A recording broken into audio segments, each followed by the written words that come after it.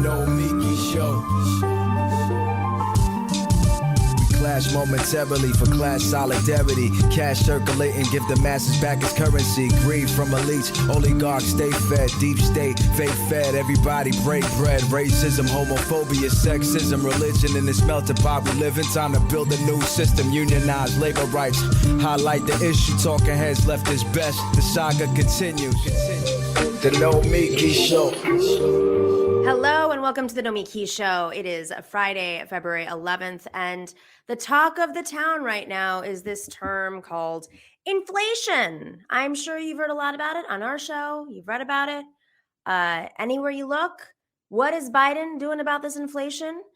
But you've also probably heard about this trucker situation happening. It started in Canada, a trucker protest, a small group of truckers, let's be very clear, but trucks are big. So it might look like it's a lot more and they might get a lot of media attention. Of course, the media loves this stuff. The media is talking about, oh no, the truckers are now coming to the US. The truckers are descending on the US. They're at the border.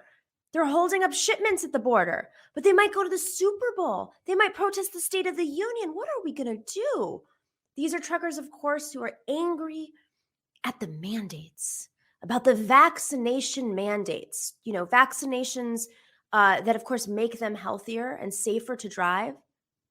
But is this really about the mandates? Is this really about, these protests? Is this really even about Biden? Of course not. The right wing has been so skillful at political jiu-jitsu for decades. It is, they know very well that they are the party of the elites. You don't have to be told that.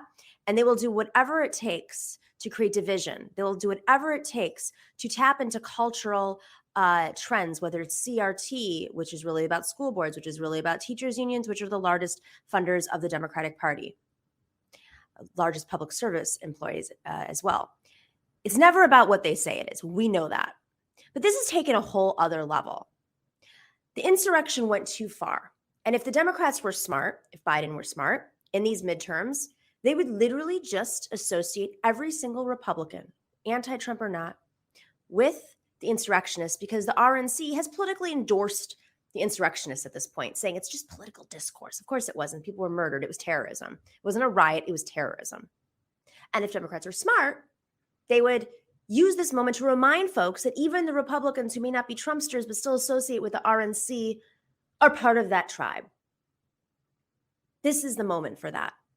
But what are the Republicans doing? What is the far right doing? What is the Bannon movement doing? They know that is what Democrats, if they were smart, are going to tap into. Because you even pull away the most reasonable Republicans because they don't want to be affiliated. We're talking about voters with the insurrectionists. Mitch McConnell knows that. He denounced them. He wants to keep the Senate. He wants his power. He wants to win the Senate, I should say. So what is Bannon doing? He realizes that right now there's a moment of instability, economic instability. They've done everything they can to pull a few people from this movement, pull a few people from that movement, tap into anger over here, tap into moms who are angry or just were taught to be angry about history class.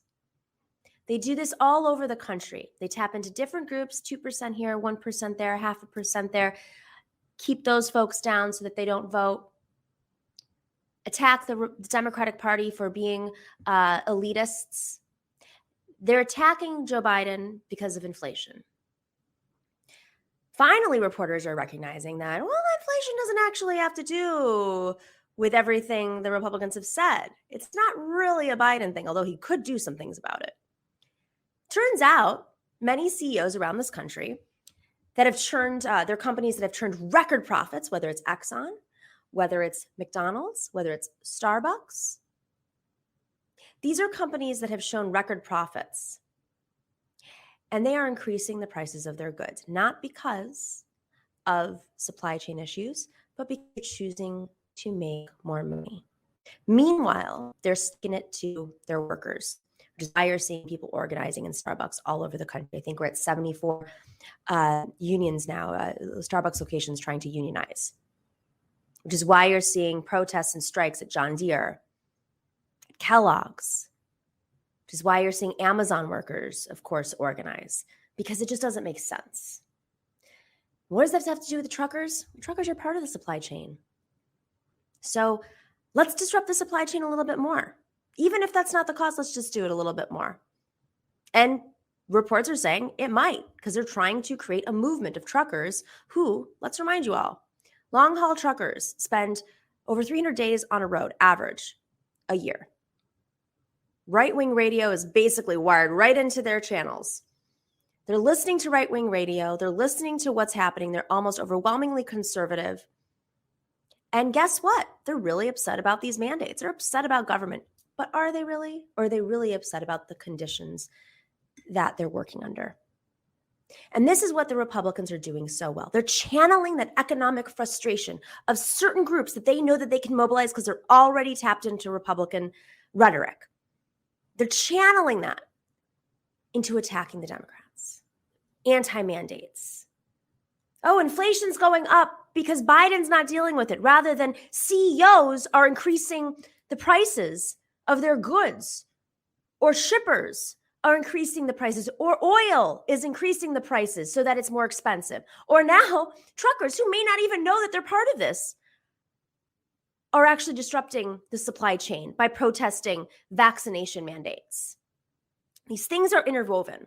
It is political jiu-jitsu. They're using an economic moment and channeling it away from worker organizing and into anger at the government for vaccination mandates or mask mandates.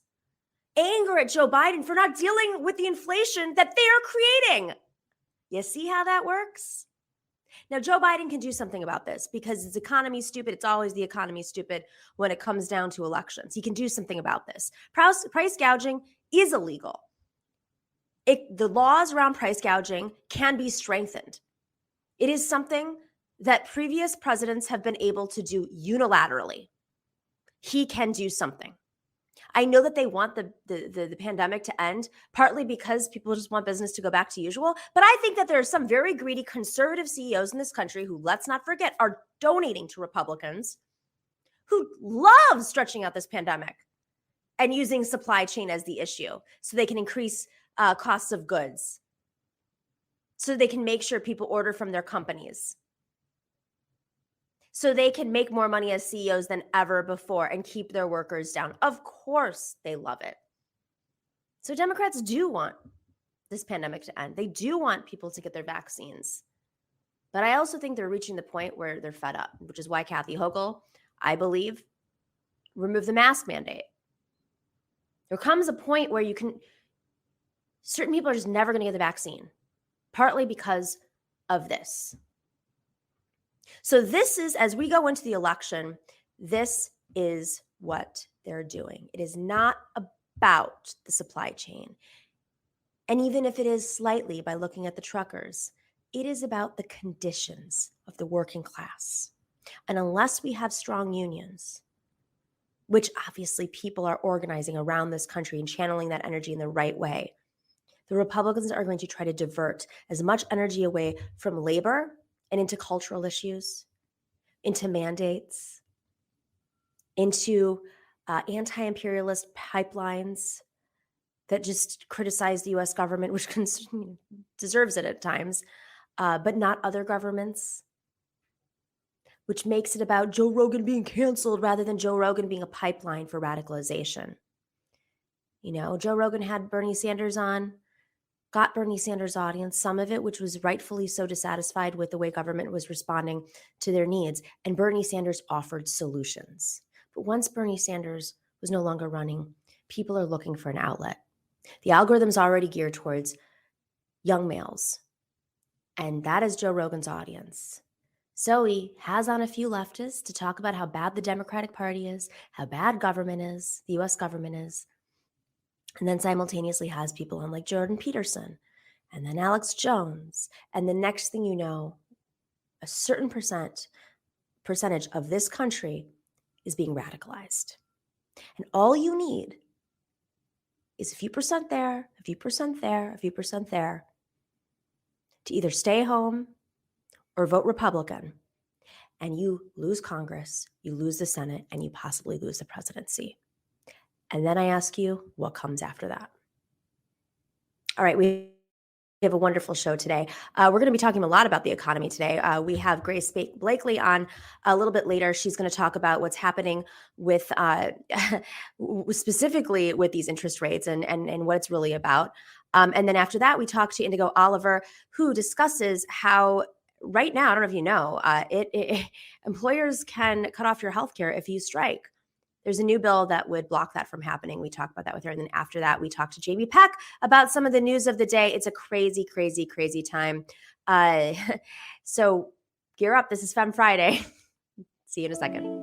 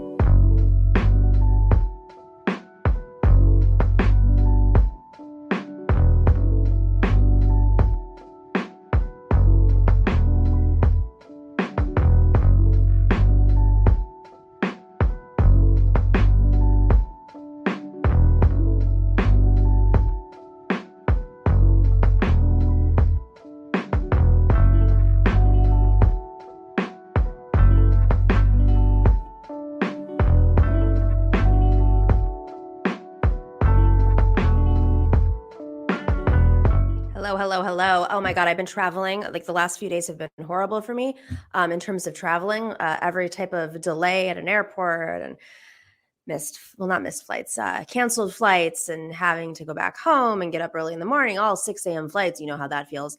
So basically I was sleep deprived for the last week. And I don't know if you guys ever get this, like you drink too much coffee because you're sleep deprived. And then you wake up in the middle of the night and your like body's like twitching basically. Well, that's actually happened to me a few times this week where I guess it's restless leg syndrome, or I don't know what it is, what causes it, but it's definitely due to sleep deprivation. But I'm really grateful that I have discovered Sunset Lake CBD because it helps me sleep through the night. Last night in the middle of the night, I was like, I am so tired. Why can't I stop tossing and turning?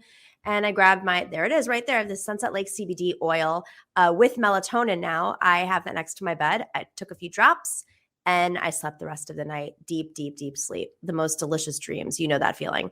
Sunset Lake CBD is a farmer-owned company based in Vermont. They took an old Ben & Jerry's farm and then diversified it and shifted it over to craft CBD. They grow premium hemp. They are a great company that offers their minimum wage is $15 an hour. They're also employees own the majority of their company, and they support independent media like our show, the Nomiki Show, the David Pakman Show, and the Majority Report. They've got all sorts of products that help with your aches and pains, whether it's the tincture, which helps me with my sleep and my aches and pains, or they've got chocolate, they've got lotions for when your joints are sore, or, I have a hand issue. I put it on my hand all the time. All sorts of different products. My family swears by it. I hope they're putting in Nomi because they get a discount, but I don't know if they are. But if you want a discount, you should go to sunsetlakecbd.com and type in Nomi, N-O-M-I, and you will get 20% off of your entire order. Definitely check out the gummies too. I got to say, that's what started me on this. It's dangerous, but I see them on screen right now. It's definitely worth it.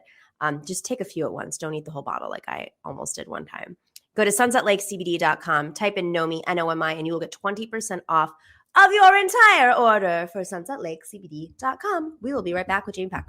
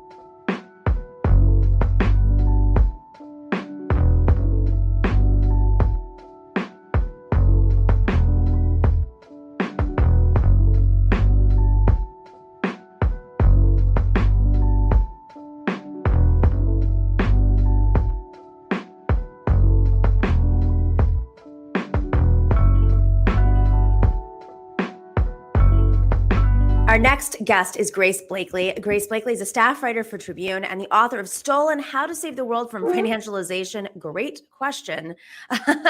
Also has recent pieces out in Jacobin, of course. One titled Raising Interest Rates is about screwing workers, and the other, Billionaires Absurd and Growing Wealth Undercuts Democracy. Here, Grace. Thanks for joining us. Thank you so much for having me on the show. It's great to finally be able to join you. I know. We've tried many times, and you know, the universe has like lots of other things in store for us. So this inflation issue is unbelievable. We opened the show. I had a conversation, talked about how inflation is being used as a weapon, and simultaneously the weaponization of supply chain issues are used as a weapon for political divides and organizing and splinters. Tell us a little bit, you know, what's behind this quote unquote inflation conversation. Yeah, it's interesting actually. That piece that I had in Jacobin in the US, it was entitled Raising Interest Rates as a Way to Screw Workers. And in the UK, it was entitled Is a Form of Class War. Oh, interesting. I think that was a kind of interesting little difference there between like the US and the UK context. But I mean, basically, that is what it is. If you go back to the period during which this narrative that we're seeing being rolled out again was formed, it was the 1970s and 80s, when you had this argument being kind of trotted out by what was then seen as kind of very radical element of the right, what we now know as the kind of neoliberal movement. And their argument was that inflation, this is Milton Friedman saying, is always and everywhere a monetary phenomenon. Now, what was going on in the 1970s was that there was a dramatic spike in inflation, and that was driven by the formation of OPEC.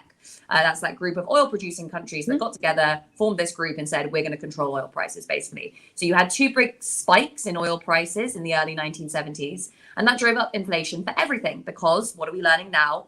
What we've known for a very long time, it's that energy prices, and particularly oil prices, feed into the prices of so many other things. Now, that's particularly true for oil because it's used to make so many different things. Like oil is not just the fuel you put in your cars. It's also hydrocarbons in plastics. It's natural gas used for fertilizer. So fossil fuels are used across our economy. And also bear in mind that they're really important when we're thinking about global logistics and transportation, and that our economies, the UK and also the US, very, very dependent on imports. So all of that means that energy prices, particularly fossil fuel prices, feed into inflation.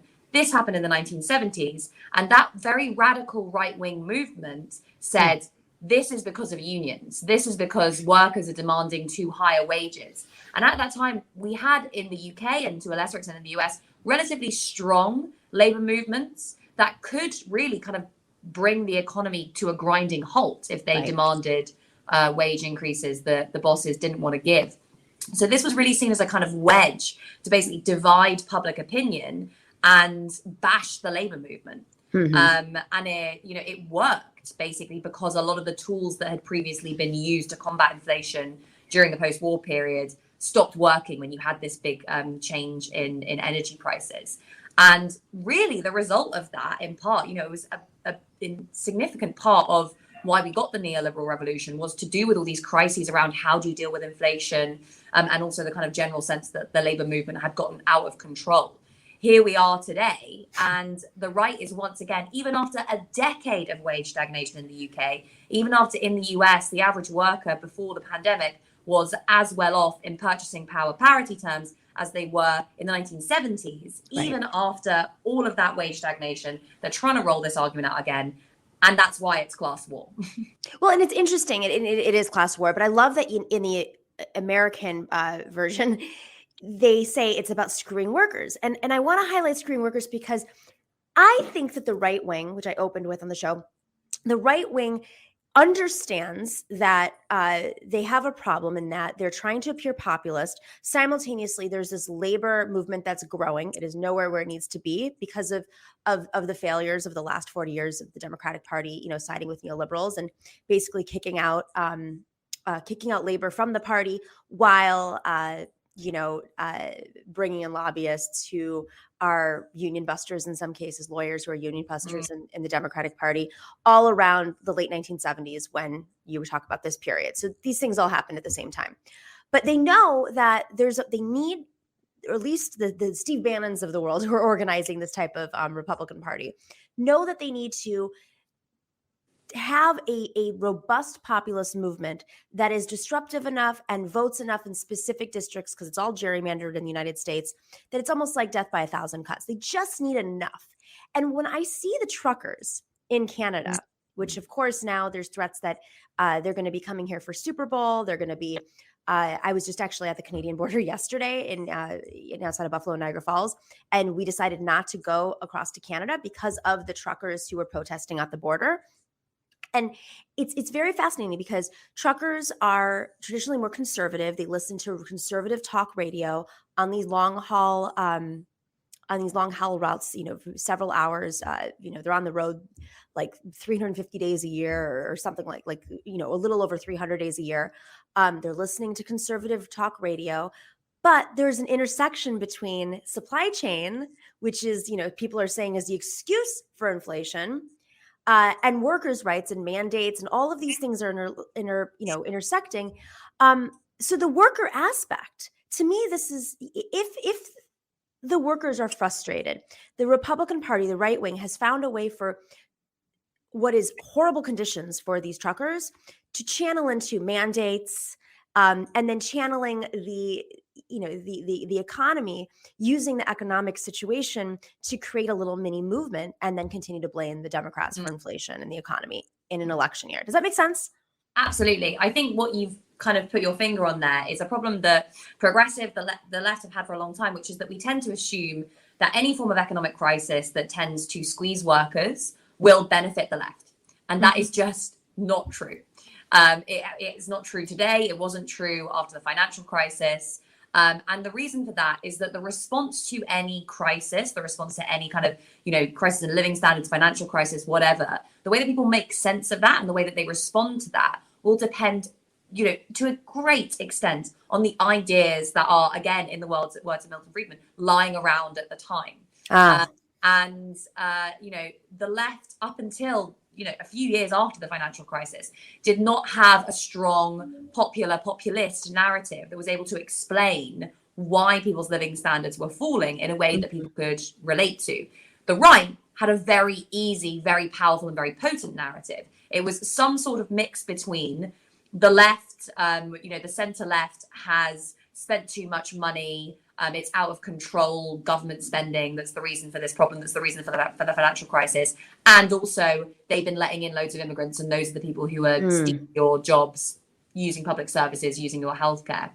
And without a powerful counter narrative to explain falling living standards in another way, that was what people immediately and initially latched onto. What you saw, years after the financial crisis, when we'd had the chance to build up a more powerful movement, Jeremy Corbyn in the UK, Bernie Sanders, Podemos, Syriza, all of these new movements that emerged all around the world, very much on the left, very much from a socialist perspective, said actually, no, the reason that you are doing badly is because all of the benefits of growth are being captured by an elite at the very top of our society. The same elite that caused the financial crisis, the same elite that imposed austerity, the same elite that has, been implicated in causing the climate crisis.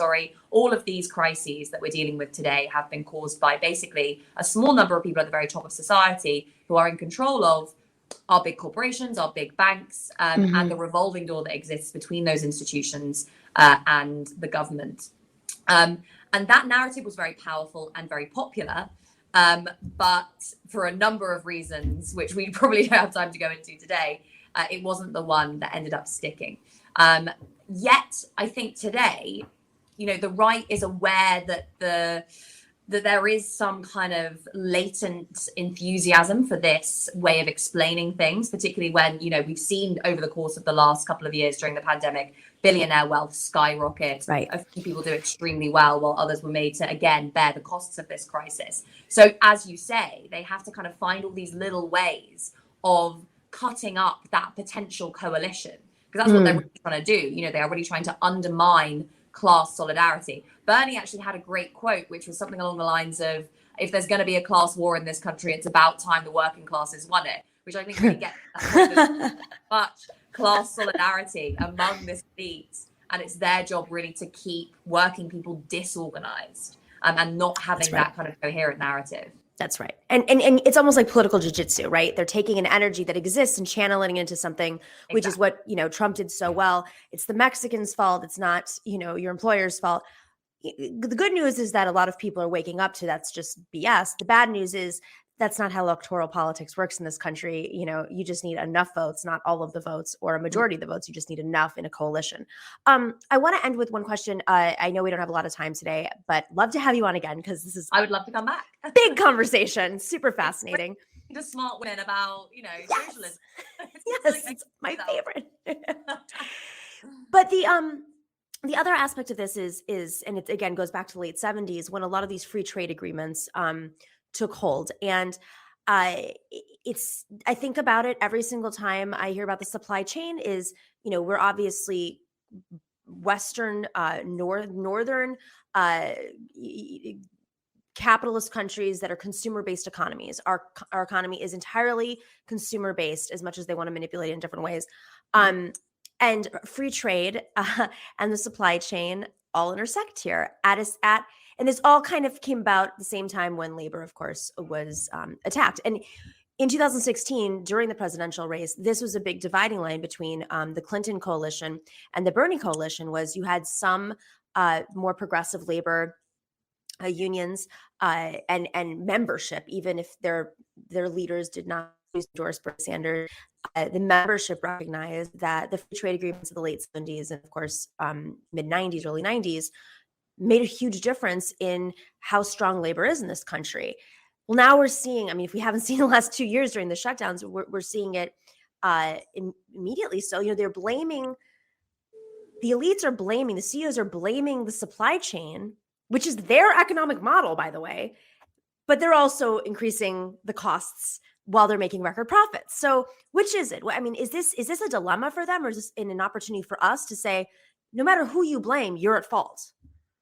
Yeah, obviously a big part of why we experience such kind of economic turmoil when different parts of the global economy shut down at different times was because of the just extraordinary interconnectedness of the world economy. Mm-hmm. And even, the virus itself spread through supply, through kind of trading routes from kind of city to city and then out from there.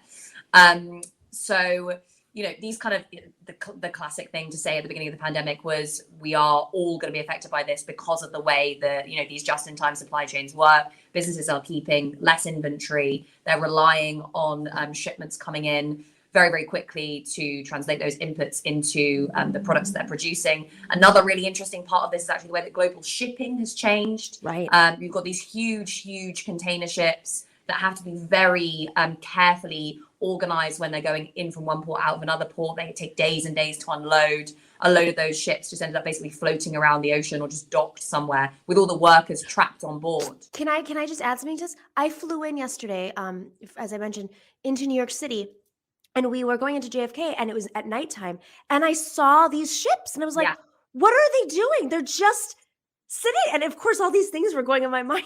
There were dozens of them. I'm sorry, I didn't mean to interrupt, but I just saw that last night.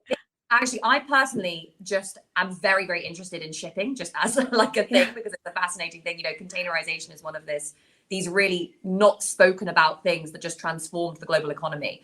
And if you look at what's happened to global shipping over the course of the last couple of years, A, it's been massively disrupted, but B, the working conditions for some of these workers who are often sailing on these boats, which are, on the seas under flags of convenience, which basically means, they are using the labor laws of countries with the worst kind of labor laws that you can imagine. Some of them have literally been trapped on boats for years, unable to get off because they weren't able to kind of get off at the ports because the countries wouldn't let them in. Wow, it's really horrendous conditions, and what were already very difficult conditions for these workers. So, that whole model has been really pushed to breaking point, and we're going to continue to see this, I think, because, a kind of system as intricate and complex as global logistics can't just be shut down and then resurrected as it was before. We're really going to have to rethink how a lot of this stuff works.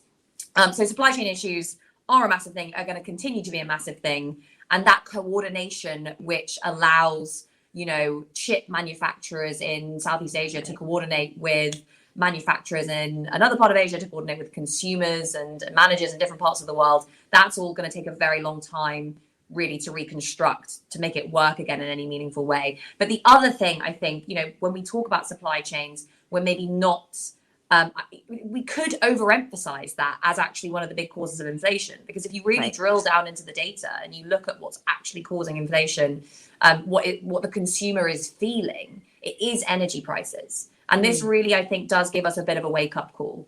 It's that we need to come up with a more sustainable, cheaper source of energy that can last us into the future, and also kind of allow us to decarbonize. Because oil prices sunk to zero during the pandemic. Everyone was like, great, it's the end of big oil. Mm-hmm. Of course, they immediately rebounded when economic growth started again. And now we're seeing this massive uptick, which is all benefiting the big oil companies. Exxon had its most profitable year in 7 years. All the big oil companies are having bumper profits. They're distributing it to shareholders. They're largely not using it to try and decarbonize as they promised they would. We really need to just get these companies out of our economy and start transitioning towards renewables. You can't just put a sweater on, as Jimmy Carter said. Even though my heating company, my power company, emailed me today saying, we know that rates are higher than normal, as I'm wearing a sweater. My goodness, just stop consuming. I think that's the alternative. Maybe Joe Biden should say, guys, maybe you don't order everything off of Amazon every 5 seconds. I'm just kidding. It'd be nice if you actually crack down on these companies. Grace, super insightful, rapid round conversation. Thank you for joining us. Let's have you on again very soon. And have a great night. I know you're out in the UK right now, so thank you. Thanks for joining us. Bye. We will be right back after this quick little break.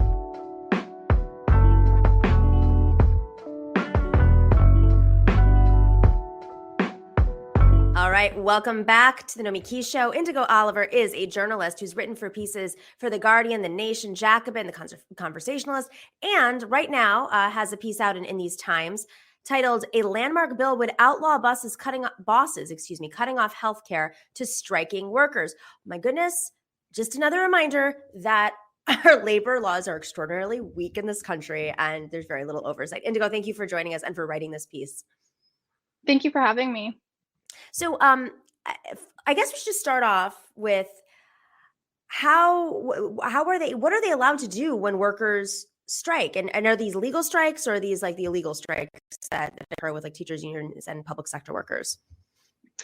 Well, what I was talking about mostly was legal strikes. But when you do go on strike, what happens is your pay gets cut off. That's pretty standard practice. And in certain cases, employers have the option to cut your health care off as well. And it's been used as a threat, and was recently used as a threat at the recent John Deere strike.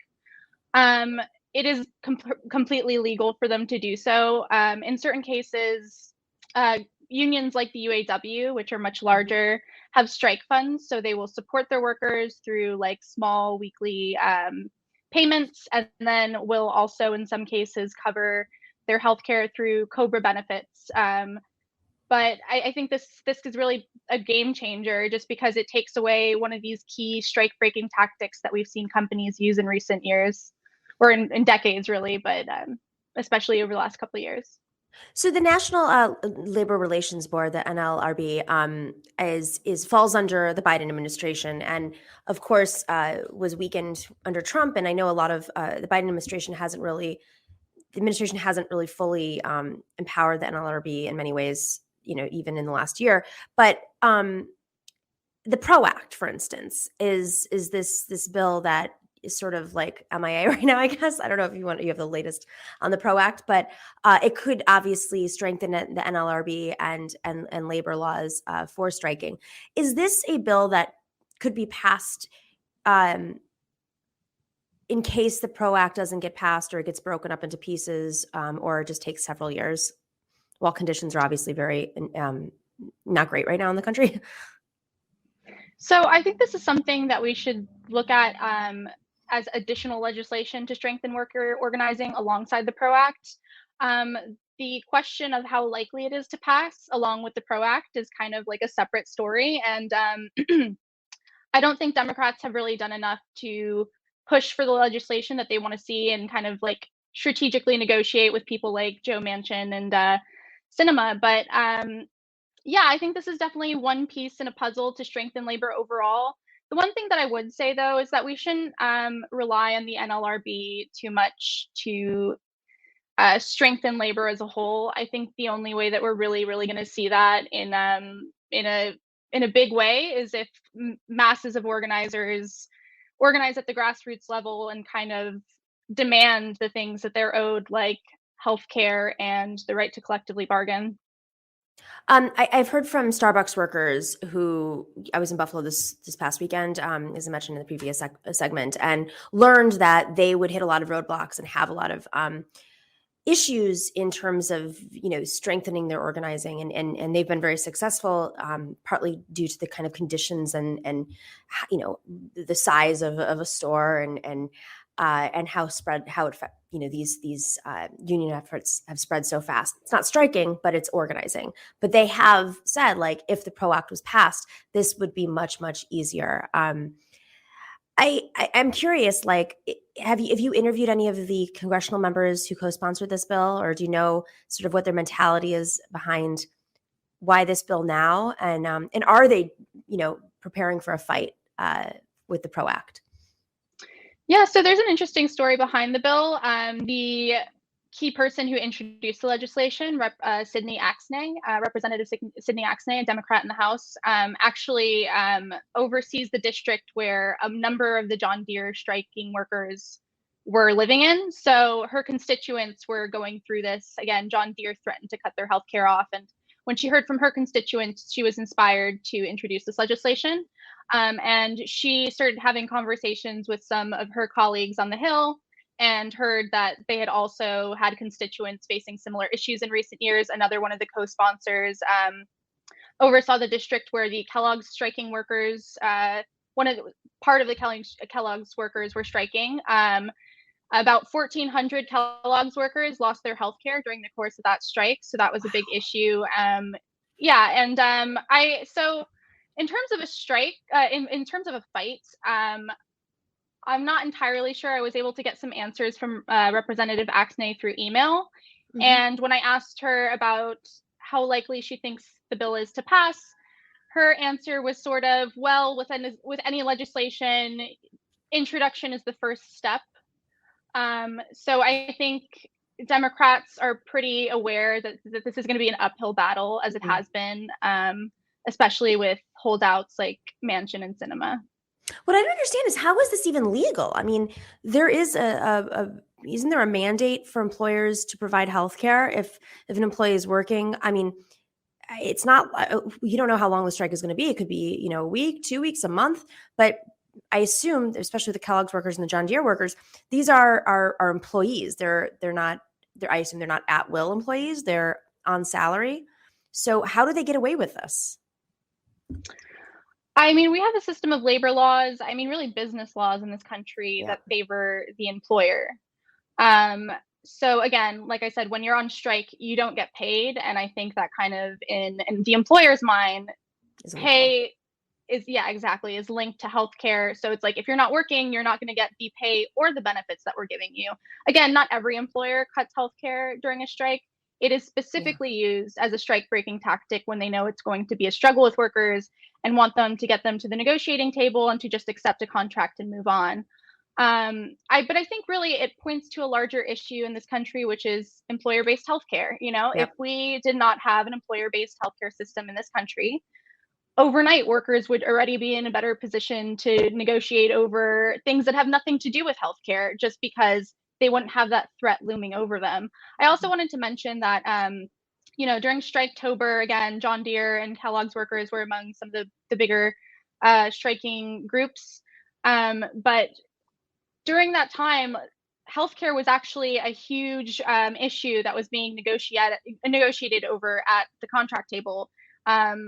Again, like John Deere, for instance, one of their big issues that they were negotiating over was higher premiums. They wanted to raise workers' cost of their premiums to 20%, which was a huge hike.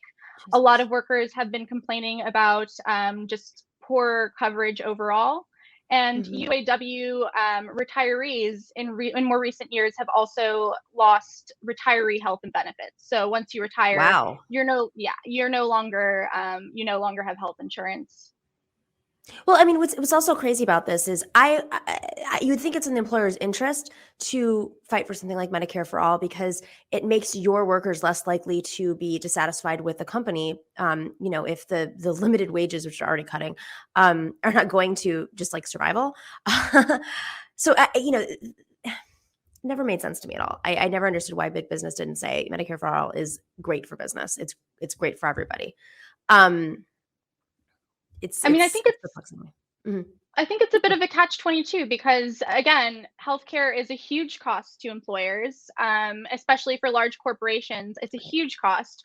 On the other hand, if they wanted to have a Medicare for all system, they know that they would have to pay more in taxes. And it also kind of just goes back to this ideological issue where even if we are spending more than twice the normal OECD country in healthcare costs because we have private health insurance, it's too close to socialism for people to really get behind. Interesting. So in terms of next steps for this bill, where does it go? So it was recently introduced in the House. That was February 2nd. Representative Axnay is confident that it should be introduced in the Senate pretty soon. I'm not really sure where it's going to go. Honestly, not many people have covered it. I haven't heard a lot about it outside of like press releases and statements from unions. There have been a number of unions that have endorsed the bill. So the UAW, the AFL-CIO, the United Mine Workers, and a number of others have come behind this legislation. So I think we're probably going to see some cooperation between labor and representatives, and hopefully, rank and file members will be trying to support this in grassroots ways as well. Oh my God. It's good to see the organizing. It's good to see some members, but obviously Washington's at a standstill right now. Really interesting conversation. Go check out this article, and in these times right now, it appeared on February 4th. Indigo Olivier authored a landmark bill would outlaw bosses cutting off healthcare to striking workers. Hopefully many, many bills like this in conjunction with the PRO Act, which hopefully will get a little bit more attention soon. Indigo Olivier, thank you for joining us. Thank you for having me. All right, we will be right back with Jamie Peck.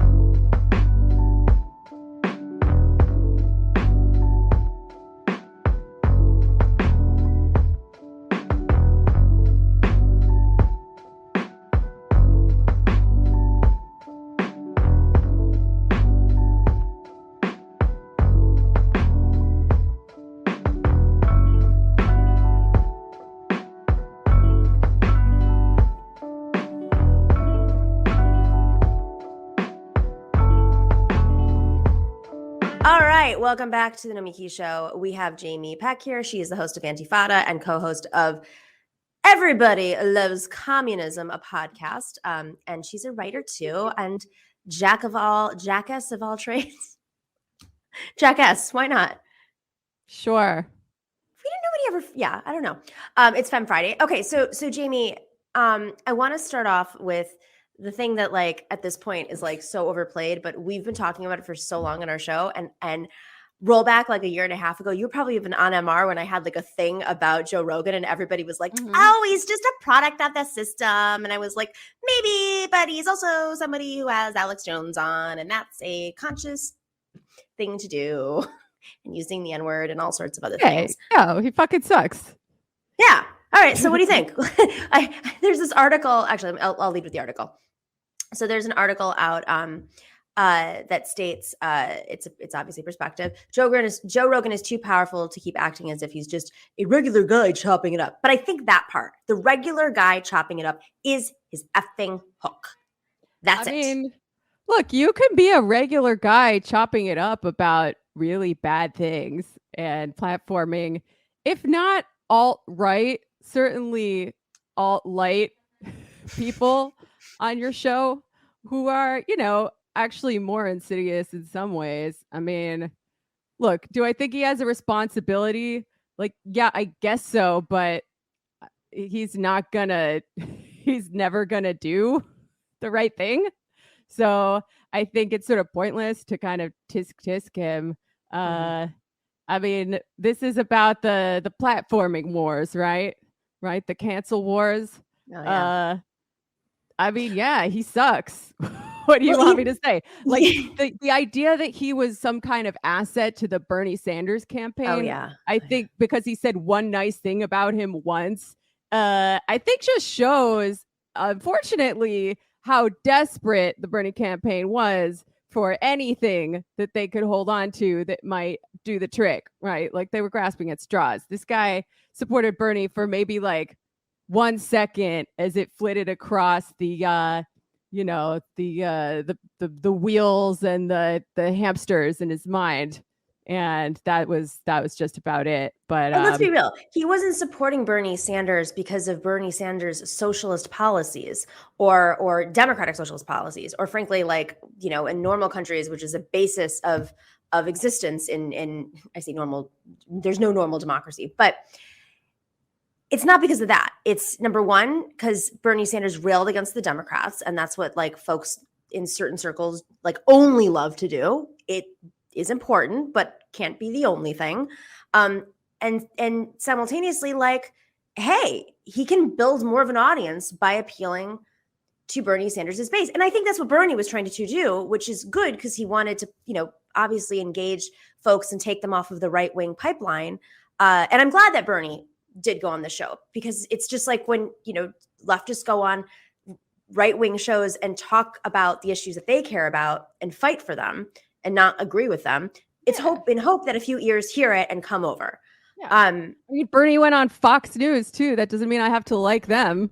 There you go. That's exactly it. But there's another aspect of this that I kind of want to reiterate, especially on Femme Friday, which is this guy is not being censored. They're not calling for censorship. He can go out and he can have a rally if he wants. He can go on a podcast wherever he wants. He's not being locked up in a dungeon, told he can't speak. They're not taking away his pen. They're not taking away his microphone. What was being given to him. They're not taking away the millions of dollars from him either. Like, he's still there. He's still there. And he is being rewarded. Do we have those opportunities? I'm going to guess you and I probably are just as effing smart, if not smarter, and engaging. Now, let's give ourselves a little more credit than that. Yeah, we are both smarter than Joe Rogan. My diet plan's better too. I've got to say my supplements are great. My supplements are great. Oh, you selling supplements now? Just kidding. That's his whole thing. Well, he doesn't have to now. He's like, I don't even care about the supplements anymore. That got me to where I needed to be. But he's being rewarded. He is being, it's not like he's being platformed. He's being given a very unique platform. Yeah. I mean, Look, no one's censoring anyone. That's not what censorship means. This is literally just the logic of the market at play. That's right. If Spotify is it's an evil company owned by capitalists. I mean, the bigger problem with Spotify, and I had the Eve 6 guy on my podcast this week to talk about it, is how exploitative they are with every single artist. That apparently the record companies own a big chunk of Spotify, which I didn't realize. So they can kind of double dip and, profit off these people's music while giving them like a fraction of a penny per stream. So I think that was a more galling thing for most people. They're like, this chud is getting $100 billion and I get like $10 a year from having my music on there, if that. But what was I gonna say? Yeah, like I really don't buy the slippery slope argument made by some nominal leftists, right? Like, oh well, if this can happen to Joe Rogan, and by the way, it can't, like it didn't, and it's not going to. But if Neil Young could get Joe Rogan kicked off of a platform, then maybe they could do it to the left as well, and that's bad for us. It's already happening to the left. Yeah, there's no ombudsman out there. There's no referee making sure that the left and the right get treated equally by the media. Like that's never an expectation that I've had. Like, I mean, the difference between me and like, I guess these cancel culture people who are whining about it, which includes both liberals and conservatives. I mean, they're all liberals in the classical sense of the word. Let's be real here. Is like, yeah, if I were to get kicked off of the platforms that I use for my podcasts, like that would suck for me. But like, fair enough. Like, I'm out there calling for Spotify and all bosses to be expropriated every day. And if they were to decide that the threat, whatever threat I pose to them is more important than the money that they can extract from the people giving me Patreon dollars, like that would be a cool problem to have. Well, and think about just the privilege. Like there are so many fights happening right now, and they flipped this and they reversed it. I've been seeing some supposed leftists who, again, like their only brand is to defend these idiots and then attack Democrats. Again, you can attack Democrats, and that is something I think we've all done very well. But we also are talking about solutions and organizing and how to, push the enemy. The enemy of my enemy is not necessarily my friend. We are in a three-way fight right now. We need to fight the Democrats. We also need to fight the far right. Nazis. Yeah. They're both bad, folks. So this is why I think it's something a little bit more nefarious and it's not just incentivized. There's a lot of ways to make money on the internet. There are a lot of ways for some of these names who definitely have opportunities to do that stuff, but they are making a conscious decision to side with a populist, pseudo-left, actual right movement pipeline to defend Joe Rogan. Like, oh, I went on a show, so I'm going to defend him. I've been on a bunch of shows. I would never literally cut a video up of my appearances and other leftist appearances on those shows and justify it. There's so many, like, okay, cool. I've been on Tucker Carlson 9,000 times. He's laughed at my jokes. I still know he's an effing Nazi. I still fight with him. And so to see them defend Joe Rogan when they could be literally talking about the PRO Act. They could be talking about the Starbucks workers right now. They could be talking about solutions to these problems. And their excuse is, why are you spending all this time attacking Joe Rogan? Because he's a symbol of this pseudo populist, whatever they are, that doesn't touch on anything related to workers ever, not actual populism, to basically like radicalize people who may not be finding the shows to talk about, channeling your energy into organizing on the ground. Yeah.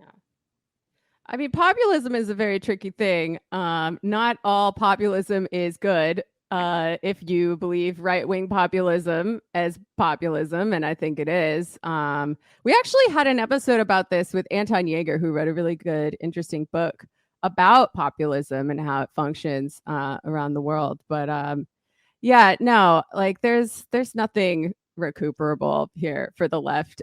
Sorry, like I'm not interested in having a dialogue with right-wing thought leaders. There right? you go. Like, There you go. I'm interested in having a dialogue with every regular person, every worker. And, you know, maybe if those workers are Nazis, they're too far gone, but most workers are not. And, you know, I'll talk to anybody, but like, yeah, a guy who makes millions of dollars a year, dabbling in chud world and spreading, you know, what is arguably like ideas that are damaging to public health. That's right. Like, and not to mention the racism, the sexism, the transphobia, all that nonsense. Like, sorry if I don't think that guy is like someone I need to be thinking about when I'm deciding what to do in the world. I mean, he idealizes Elon Musk. I mean, that's enough right there. Like, you show me your political philosophy. I don't have a political philosophy, but then like there's a million times he's, you know, said Jordan Peterson's the smartest man in the world. No, actually, Elon Musk is. The other thing that just stands out to me with both the people who are defending him on the supposed left or who've labeled themselves as left and him is the privilege. There's this supremacy in that they're canceling me when, like I said before, there are so many thousands of people who have been doing this work for a long time who will never be awarded the opportunity, whether they're artists or media folks or organizers who are trying to get press for the work that they're doing, or folks from marginalized communities. The fact that he feels he is being censored because they took down 100 of his posts which had the N-word in it, and he has to apologize. My effing God. Imagine the level of and I'm saying white supremacy because that's the ultimate privilege, to think that this is the worst crime against you of all time, is being held accountable for things that are not even in the mainstream. Like, they're so far out that you're not losing your job for it, like workers do for striking. It's and then the people who are using their energy to defend him. I mean, I know we talk a lot about this, but like, it's gotten to the point where, you know, to see folks on the supposed left defend him and people falling for it, seeing videos of him, like, it's worked. I saw a really good friend of mine who's an organizer say, well, I didn't know you supported all these other things. I was like, yeah, he also had Jordan Peterson on and said he was the smartest person, and Alex Jones on, and, you know, cut that clip up. Final thoughts? Anything else? I don't think we need to take Joe Rogan that seriously. He's not a deep thinker. Yeah, he does have the ear of millions of lonely, confused young men who need a daddy. But, you know, maybe we just need to give them some daddies of our own. Maybe gotta they need fight a mommy. fire with fire. Or like, oh God, there was a really good tweet. I mean, yeah, I'll say it right now, guys. Joe Rogan, bad dad. Jamie Peck, great mom. That's who you want to listen to. I will give you tips for living. I'll help you talk to girls. And I will educate you on how what we gotta do to unfuck the world. And, you know, maybe it'll take a little more brain power, but I think you'll be a whole lot happier on this side. Listen, inner work is tough. And when we have toxic masculinity being spread around the world, you know, basically like preventing people from accessing their inner feelings, just channeling it in, you know, on guns and you know, video games or whatever. And Joe Rogan, it's not a lot of work. Guns are cool. Video games are fine. I don't play them, but I have no problem with them. These are all like nice neutral things to occupy your time with, nice hobbies. But like, what is there left to say? I don't know. Like, I just don't care. That's what it is. The internet is sexist. I just do not care about this guy at all. I care about his radicalization. That's not important. But like, yeah, I think we need to get together and we need to keep on making good leftist media to counter all of the garbage that's being poured into people's brains from not just Joe Rogan, but, you know, the lamestream media writ large. Yeah. And we need to demand that our lawmakers, like, who do seem somewhat concerned about monopolization of the media, like, actually do something, because this is, that's going to benefit everybody. I honestly, breaking it apart, I think will only it's so bad now that I can't even imagine anything being worse at this point. It's a 95% male audience. Like, what? That's not, Fox News isn't even that. I think it was perhaps an ex-boyfriend of mine who said something very wise, which is that if no girls like it, it's probably not cool. Bingo. That's it. Think about it. Think about it. All right. On that note, so there has been a lot of reporting on extreme violence, that is extremists who are, either advocating for violence, cosplaying and advocating for violence, or actually violent. And of course, I think people are fully aware that the conditions are ripe for this kind of situation. People have been locked at home, not working or working virtually, or, aren't socializing. It's always young boys who almost always young boys who are radicalized in these groups. And, a couple of years is a lot when you're a young boy. So turns out people don't think that the Biden administration is doing enough to tackle these white supremacist groups that are organizing openly online in a way that they did when they went after ISIS and they deplatformed a bunch of people. I get the free speech absolutist, but that's the argument that they make. You can't organize violence. That is actually protected. And, if these are the Oath Keepers and the Proud Boys who are literally running for office now, and the Democratic Party is oh, by the way, we don't have a Democratic Party. Cool. Now we're going to have Congressman Oath Keeper.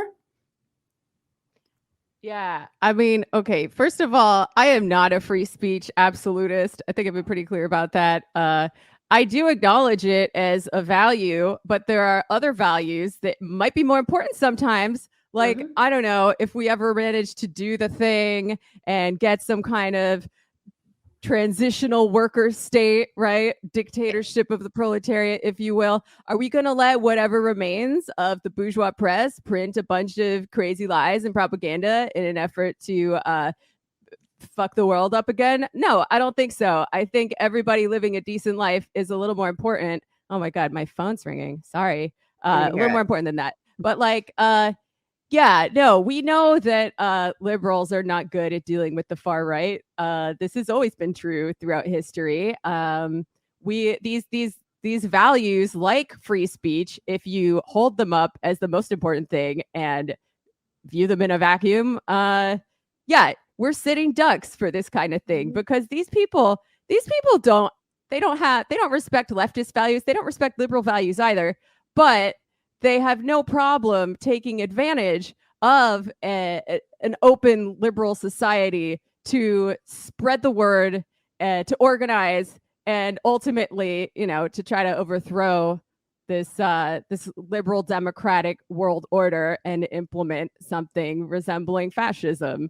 So, am I surprised?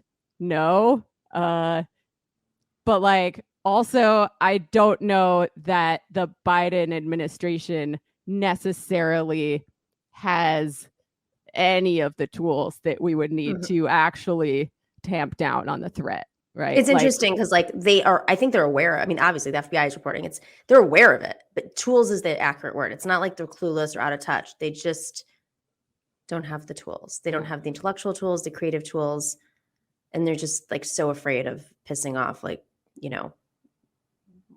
I don't know, Peter Thiel or something. I'm just trying to think of who their ultimate enemy is. I want to end with this one clip of Peter Navarro on Ari Melber's show on MSNBC, which is an interesting choice for him to go on. Let's tell me more. I know nothing of this. Let's see it. Let's be educated. Again, not on my radar. I think it's that was an answer. I appreciate the answer, not on my radar. Peter. Yeah, I appreciate the answer. So the follow-up is: did you or your staff ever attend or arrange any meetings to discuss that plan? I never attended anything. I read in the newspaper that one of my staff members, without my knowledge, may have been involved. I have no knowledge of that. But no, I had nothing to do with that. And by the way, in the In Trump Time book, I am you on had record something to do with it. As criticizing. You just said you Sidney had something Powell, to do with it. For pardon me? Sorry, sir. I said you had something to do with it if your aide facilitated it. Let me give the background here as part of the interview, and then let me let you respond. Knowledge of what he did. I don't know if he did it or not. All I've seen are things well, you're in saying the press. you don't know. No, let me put this up for the viewers, and then I'll let you respond. New York Times. Yep. No, sorry. New York Times. Well, if Flynn New and York Powell. Times. Peter. Yeah. Peter, I'm gonna let you respond. The New York Times is not always true. Well, that's why you're here to discuss it, aren't you? So let's hear it, and then you can respond to it. Sorry, I'm as straightforward with you as I am with everybody. I'm going to read it. I'm going to read it to the viewers. Flynn and Powell arrive at the White House to discuss their plan to use the military to seize voting machines. They were escorted in by an aide to Peter Navarro. That aide, who you said you're only hearing about this later, and this matters, Peter. I'm sure you can see why this matters, especially if you want to condemn the plan. Here's what your aide said publicly about it. I waved in General Flynn and Sidney Powell on the 18th, on the Friday night of the 18th, for which Mark Meadows' office revoked my guest privileges. I could no longer get people into the complex after that. That's your aide. He helped make sure that meeting happened in the Oval. It was about abusing military power for a plan that ultimately wasn't carried out because, and then I'll let you respond, because Rudy Giuliani said if they actually followed that, everyone would end up in prison. Was it wrong for your aide to facilitate that meeting, and was that plan to involve the military bad? I have no comment on that. I had no knowledge of that.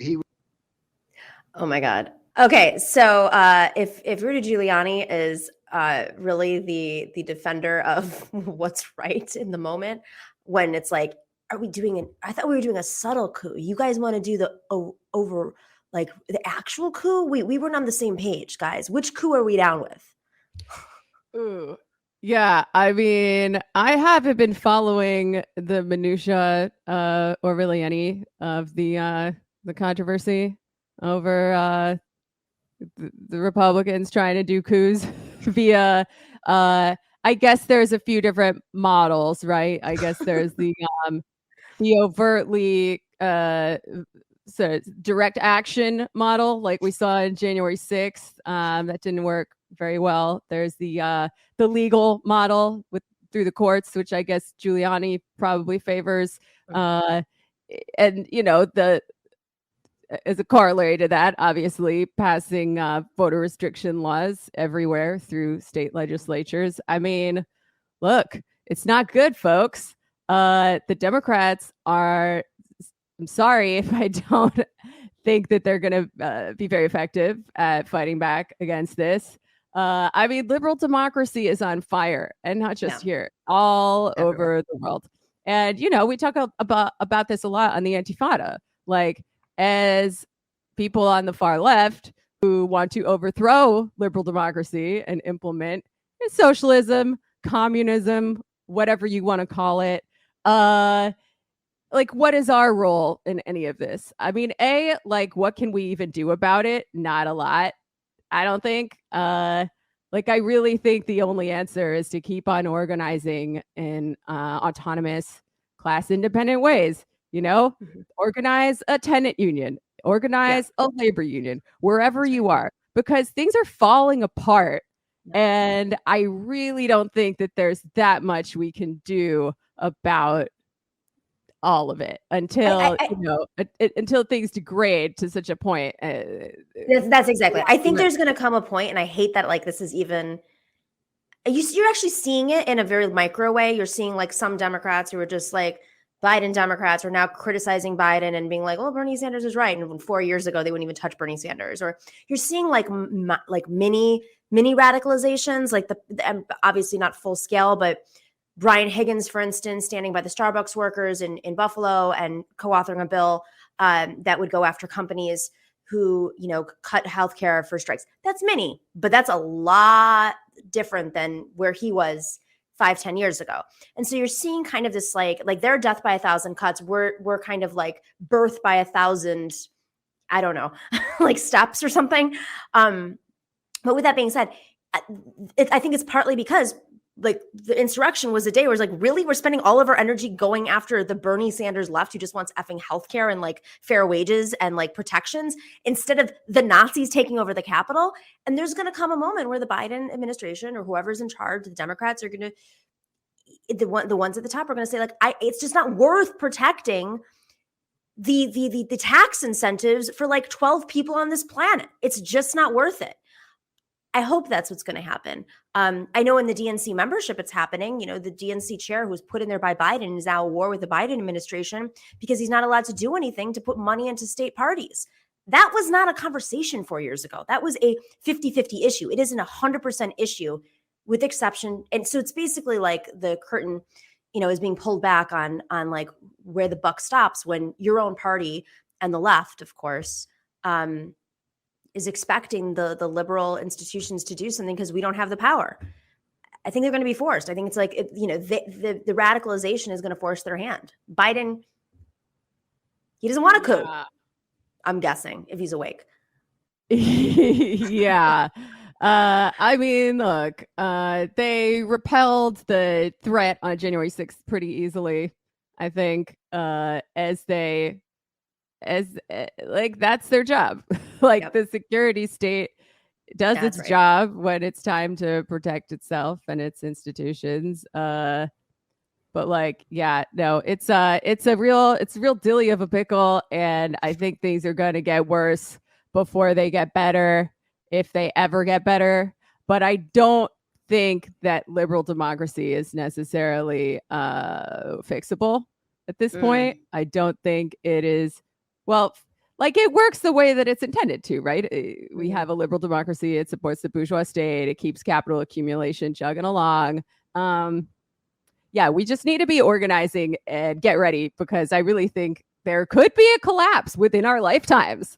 I feel crazy saying that, but like, look at what's already happened in only the last few years. So what I would say is get to know your neighbors. That's form right. groups with other people.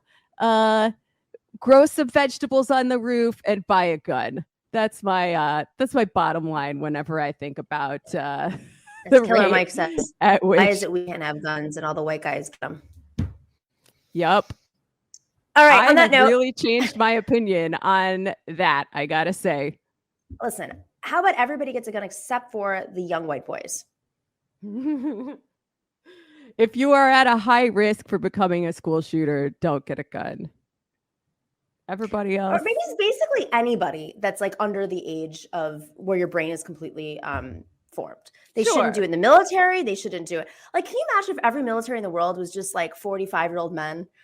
Like if they wanted to go the male route, like fine, make it 45 and up. And also ban Viagra and steroids. And then we don't have a problem. I really like this misandry tip you've been on lately. I'm a big fan of it. Well, it's always been there, and now I'm just like, the Nazis are like taking over. I'm gonna go my route. This is all hands on deck. Sounds funny until Rep Rab introduced a bill based on what we were talking on the show. In the Philippines, it works. You don't know. Someone's gonna hear it. Jamie Peck, thanks for joining us for Fun Friday. Thanks Much love for having me. All right, everybody. And if you are not already, make sure to join us on Patreon, because this is how the show runs. You know that. Independent media. We don't got Joe Rogan bucks. We don't got Alex Jones money. That's bad money, as you know. We are entirely supported by your support, your viewership, and of course the patrons who have joined us along this crazy ride. Patreon.com/The Nomiki Show. There's all sorts of levels starting at $5. If you used to be a patron, if you can't afford, please email us at nomikishow@gmail.com. We'll make sure that we work it out. And if you can give more to help sponsor others, hey, it's a community. This is how this works. We also have lots of swag and special benefits. So go join us at patreon.com/The Nomiki Show. All right, everybody, have a wonderful weekend. We will see you on TNS Live on Tuesday at 8 p.m. In the meantime, stay in solidarity. The Nomiki Show. clash momentarily for class solidarity. Cash circulating, give the masses back its currency. Greed from elites, oligarchs stay fed. Deep state, faith fed, everybody break bread. Racism, homophobia, sexism, religion in this melting pot we live in. Time to build a new system, unionize labor rights. Highlight the issue, talking heads left is best. The saga continues. The Nomiki Show.